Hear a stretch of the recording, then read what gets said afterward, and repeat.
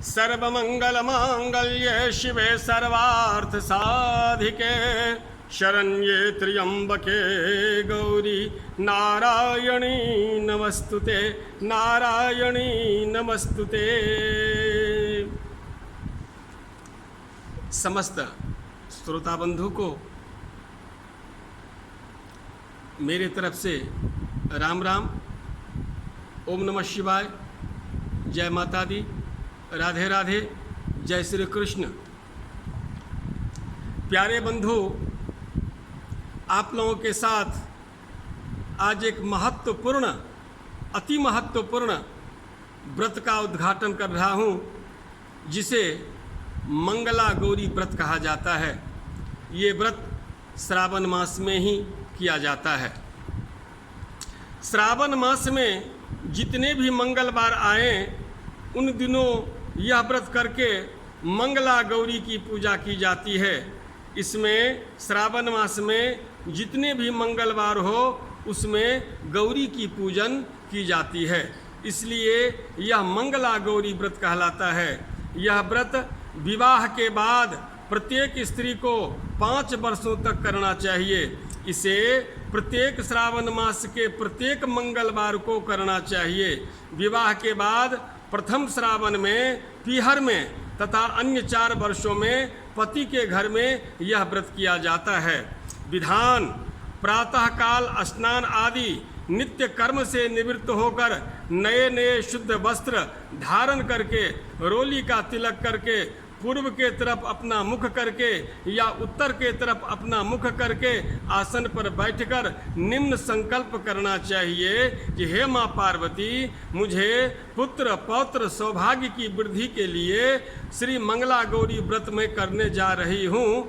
आप मुझे बल प्रदान करो, शक्ति प्रदान करो, क्योंकि 5 वर्ष का ये व्रत है। हे माता गौरी, हमें शक्ति प्रदान करो। इस प्रकार से मंगला गौरी का संकल्प करके और मंगला गौरीये नमः इसी मंत्र से मंगला गौरी की पूजन करनी चाहिए।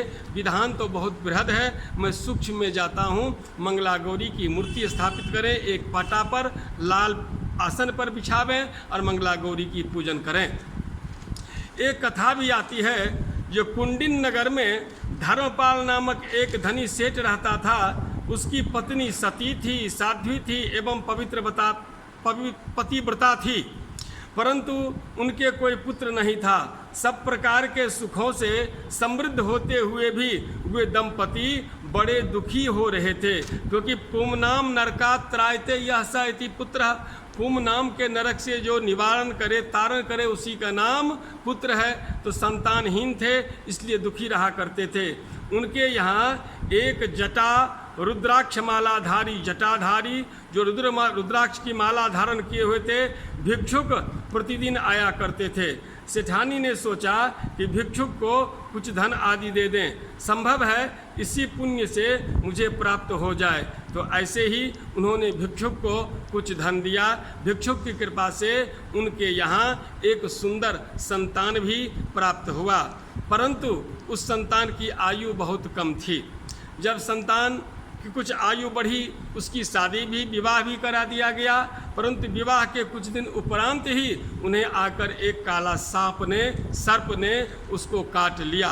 परंतु उसकी जो पत्नी थी वो मंगला गौरी की व्रत किया करती थी, मंगला गौरी की व्रत करती थी। तो मंगला गौरी के व्रत से उनके पति को कुछ विघ्न नहीं हुआ। काल रूपी सर्प जो था उसका विष भी जो है वो विषहीन हो गया। तो मंगला गौरी के व्रत करने से पति की आयु बढ़ती है।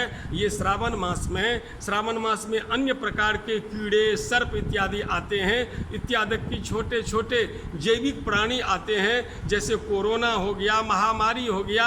ये सब भी मंगला गौरी के व्रत करने से ये शांत हो जाता है। तो प्रत्येक दंपति को, हम सबों को मंगला गौरी की उपासना करनी चाहिए। इसकी विधान उद्यापन भी है, उद्यापन भी करते हैं। अंत में मंगलवार को भी उद्यापन किया जाता है।